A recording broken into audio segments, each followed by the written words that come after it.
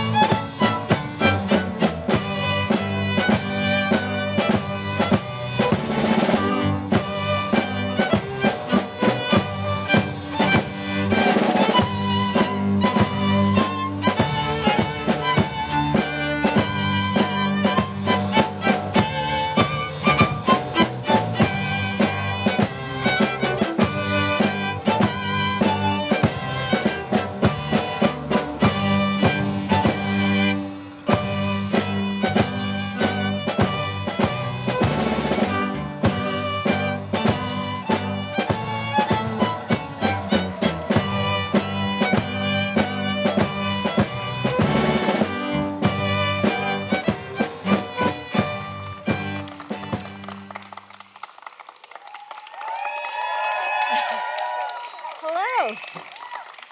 Wow, what a beautiful day for this. Thank you and welcome to the White House. You know, it's wonderful to be with so many friends here today.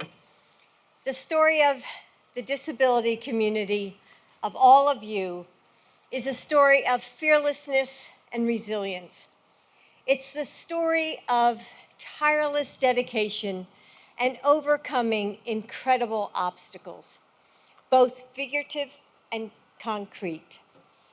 Who could forget the image of then 8-year-old Jennifer Keelan Chaffins leaving her wheelchair behind to crawl up the congressional steps along with dozens of other disability rights activists, showing the world what it was like to be denied access to the people's capital. Because of the work of thousands of courageous people like Jennifer, who refused to be silent about the indignities that they faced, who built coalitions and unified advocates, unions, and civil rights leaders, who held on to the hope of a better way, the Americans with Disabilities Act was signed into law 32 years ago.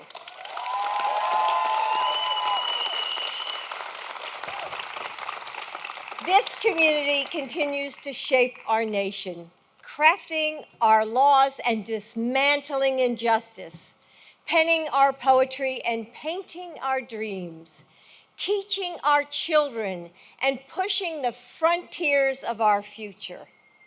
So you all probably know I'm an English teacher.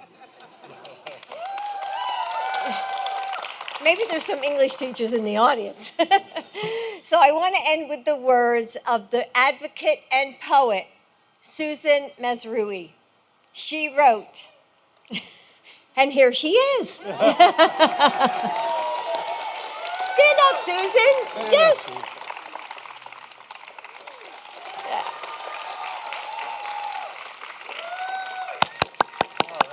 Yes. All right, these are your words. We are not the problem. We are problem solvers. We have changed the world. Tomorrow, we fight the inequity that remains. Tonight, we celebrate disability, the power and the pride.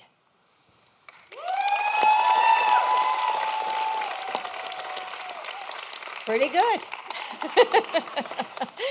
You all have changed the world, and that's why we're here today. We are honored to celebrate your power and your pride. So now, please join me in welcoming a leader who is working tirelessly to build on our progress, Mayor Tim Adams.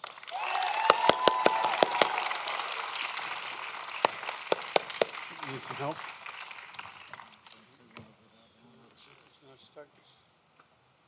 There you go.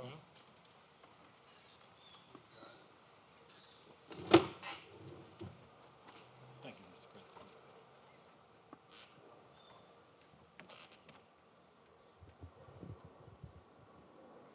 Thank you, Dr. Biden. Greetings, distinguished guests. I am humbled and deeply honored to be here today with you, talking about a topic that is so critical to me and to the lives of so many others. In 1990, when the Americans with Disabilities Act became law, I was a young man. I had just started my business the previous year. My thoughts and my attention were focused on keeping my business afloat and making my way in the world. Everything changed for me in 2003 as I suffered an incomplete spinal cord injury that left me a paraplegic and the electric chair as my mode of mobility. But I learned that the American with Disabilities Act was a lifeline for me and others like me. By codifying the right to equal opportunities, independence, and economic self-sufficiency, it ensured that I could still open doors or move down the sidewalk on my own, and that I would continue to be in the room and be part of the discussions and the opportunities for my business to grow. When I think about where we are as a country, and I think about being a disabled person, I use 3 words to describe the situation. Creativity. My disability means that sometimes I can't do things in the same way as others do. I have to adapt and to be creative in accomplishing tasks that others take for granted. The ADA has allowed us to imagine a world where adaptations are possible for all. Ingenuity. This goes hand in hand with creativity. Technological advances have given me mobility and independence. This state-of-the-art modernized wheelchair and the electric ramp that lowers it out of my van weren't always an option for people like us. The ADA fostered invention and transformed existing technologies into solutions for those who couldn't see or hear or were limited in their mobility. And productivity. Oh, I was able to grow my small business into a national business that it is today because I could work. You see, I could travel, build relationships, get funding, meet people where they were, because there were true mobility solutions for me. And yes, I have to say I was able to move forward with the dream of becoming the mayor of the city of Bowie, one of the largest and most diverse cities in the state of Maryland. Today, I'm delighted to be here celebrating the many, many life-changing successes of the 1990 Americans with Disabilities Act.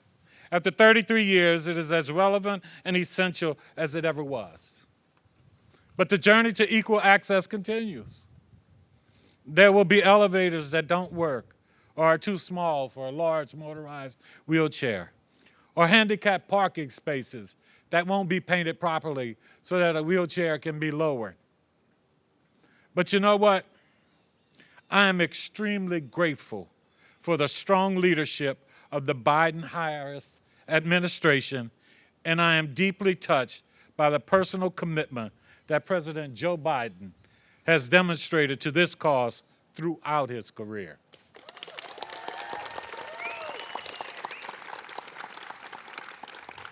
Now, ladies and gentlemen, it is my distinct pleasure and great honor to introduce the President of the United States of America, the Honorable Joe Biden, and to thank him personally for all he has done for all of us with disabilities. Thank you. God bless you.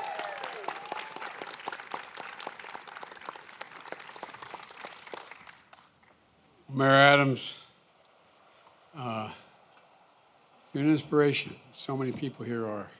Amy and others that look out, and they're simply an inspiration to people not only with disabilities, but people who don't have disabilities, find themselves feeling sorry for themselves and realize, wait a minute, what am I complaining about?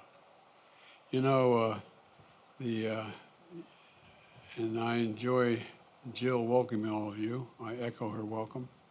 And every time she stands up and speaks, I think about this is a woman who didn't want to be involved in public life and speaking. I wonder what in the hell I'm voting for her.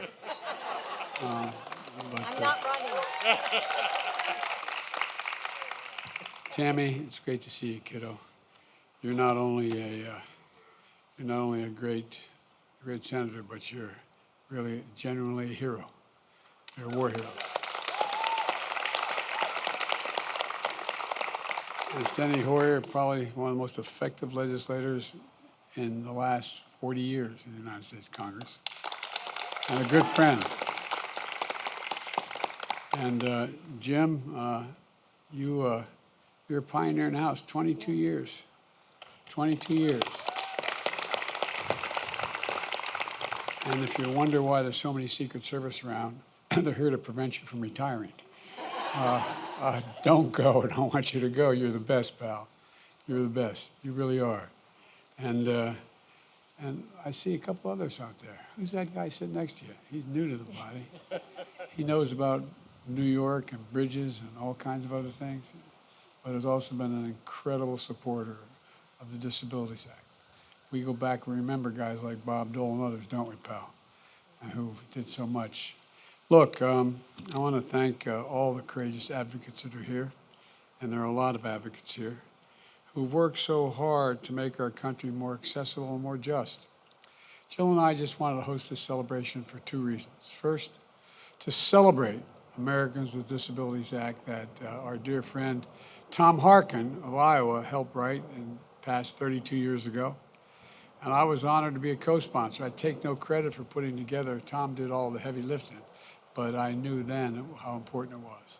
And members of both parties pressed through it through two administrations, led by a dear friend of mine and many of us, the Republican leader Bob Dole.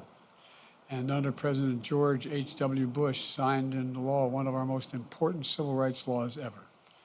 You know, it's hard for younger generations to imagine a world without the ADA. I mean, it's just impossible. I'll not mention his name. I shouldn't go off script here, but not mention his name. But I remember one of the things that got me in real trouble one day as a young senator. I'd only been there a month and a half. There was a senator standing up on the floor of the Senate excoriating Bob Dole and Teddy Kennedy for a precursor for this legislation, saying, why should you confiscate my money to put in a curb cut? Why should I have to pay for it, et cetera? And, you know, it really is something that you all, even those of you who are not here, who are here that are not disabled, you feel in your gut, you know there's just sort of basic decency and fairness. And, you know, and remember the days when, none of you are old enough in here, but remember the days when if you were disabled, stores would turn you away. Employees could refuse to hire you. Employers could refuse to hire you. If you used a wheelchair, there was no required accommodation to take a bus, as mentioned already, or a train, or to school or to work. Americans simply wasn't built for all Americans, but we changed that. And now, for 1 in 4 Americans living with disability in America, we changed the law. You know, it's the key to equality, opportunity, and independence. Tammy and Jim have both said they wouldn't be where they were today without the ADA. They've made speeches about that. It matters. For our country, the ADA is a testament to the character of our people, to the country. It's proof we can work together and keep moving closer to realizing the promise of America for all Americans, for all Americans. And it's proof of the power of our example, an American law that is a global model inspiring 180 other nations to pass similar disability laws.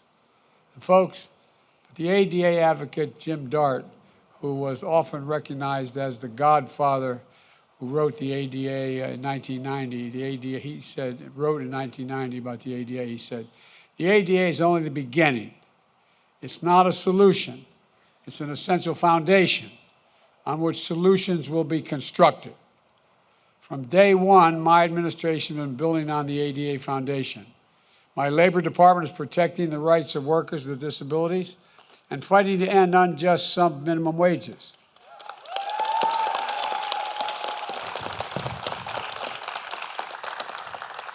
That's critical when today disabled Americans are still 3 times less likely than others to be employed and often earn less for the same work that's being done by others. We're also creating a new job by helping state and local governments, employers, and nonprofits tap federal funds to hire more disabled Americans. Our infrastructure law makes the biggest investment ever in accessible transit, updating subways, trains, and airports. It expands access to high-speed internet, a lifeline for people with disabilities to work, to study, to stay connected. And I know COVID-19 is hitting the disabilities community especially hard. The pain, the isolation, the separation, the toll on the mental and physical health of all people, of the community, the loss of life. And on this day, we remember those lives lost. And we thank everyone who is still, we think of them all, those who are still hurting, those who are still struggling, including those living with long COVID. That's why throughout the pandemic, we focused on increasing access to health care to get us through the darkest of times. The American Rescue Plan provided $25 billion to states to expand home and community-based services under Medicaid. So more people who have disabilities can live independently at their home. We've delivered vaccines, masks, tests, therapeutics directly to people in their neighborhoods. We've mobilized whole-of-government effort to advance our understanding of long COVID and accelerate progress in prevention, diagnosis, and treatment. And I continue to call on Congress to provide the resources we need to deal with COVID across the board. We followed up with the Inflation Reduction Act, one of the most significant laws in our history, one that will lower the cost of prescription drugs, healthcare, energy, and to make sure the biggest corporations begin to pay their fair share in taxes. There's more we're doing. There's more we're doing to advance disability rights across the board, from increasing access to the ballot box to promoting equity and inclusion around the world. All this is important progress.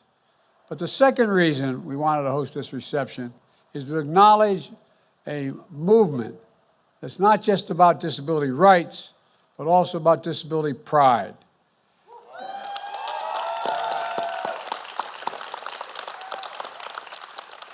It's about recognizing disability isn't something broken to be fixed.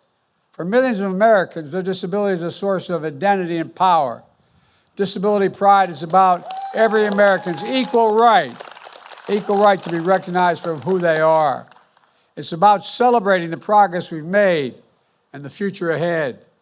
And one of the reasons I'm so optimistic about our future is because of our young people. They're the most gifted, best educated, talented, and accepting generation in our history. And joining us today is one of the generation's brightest lights. I'm going to turn it back to Jill to introduce them, but God bless you all and may God protect our troops. Jilly, the floor is yours.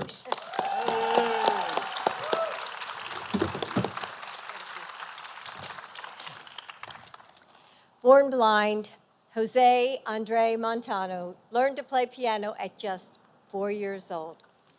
Today, at 17, he's played festivals and concert halls across the world, including at the Kennedy Center, where I heard him earlier this year. I was stunned by his music. It was incredible, and I couldn't wait to bring him to the White House.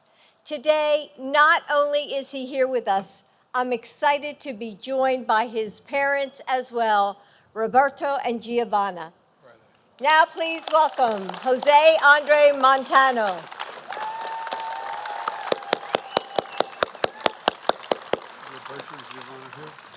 We'll go down on this. We'll go down here and listen. We'll go down.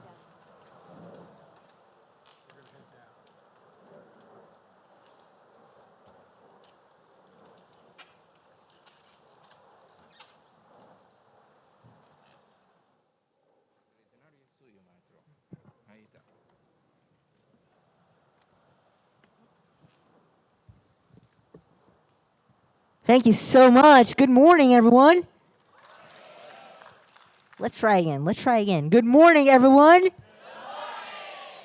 Hey, I like to hear that. It's my total pleasure and honor to be here in the White House with authorities and my community, my friends, celebrating the 32nd anniversary of the American Disabilities Act. And I hope you guys are having a great time at this reunion. I'm going to play a couple tunes from the bottom of my heart and hope you enjoy them. God bless you. Thank you so much.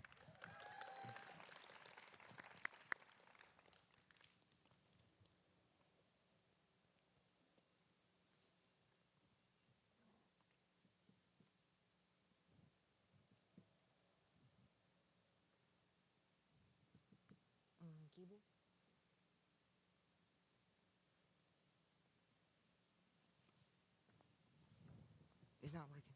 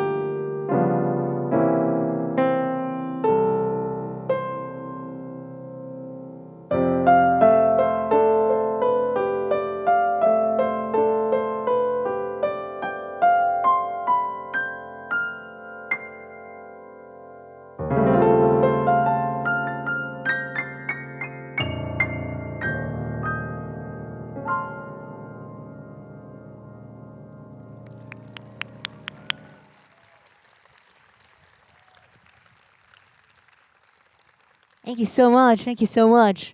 I hope you enjoyed that tune. Did y'all enjoy that?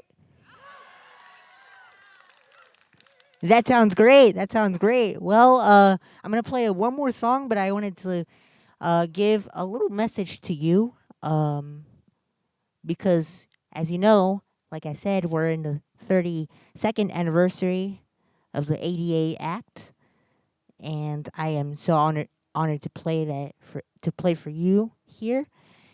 But I wanted also to let you know that you have to love your differences, and life is more wonderful if you love your differences and you love who you are. Because if you see it closely,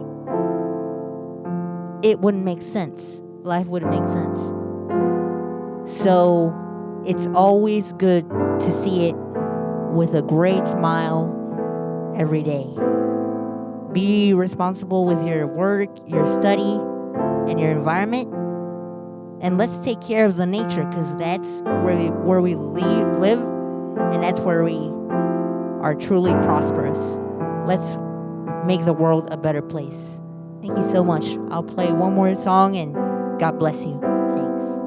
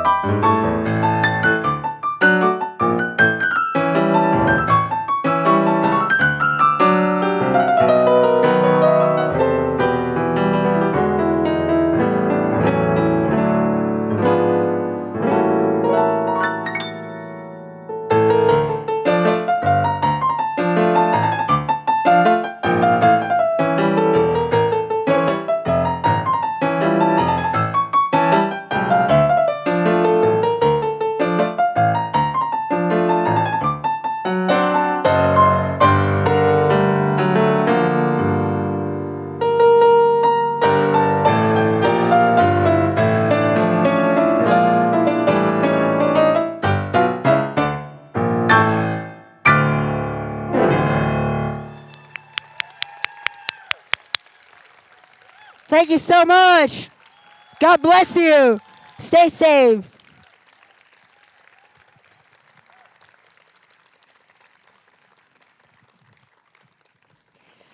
Wasn't he incredible? Can we say thank you one more time? Not only do you play beautiful music, but you have a beautiful heart and soul as well. Thank you. Thank you, Mayor Tim. Thank you, Sheila, for all being here. I hope you enjoyed the White House. Thank you. It is my pleasure, Dr. Jill Biden. Thanks for the invitation. You're welcome.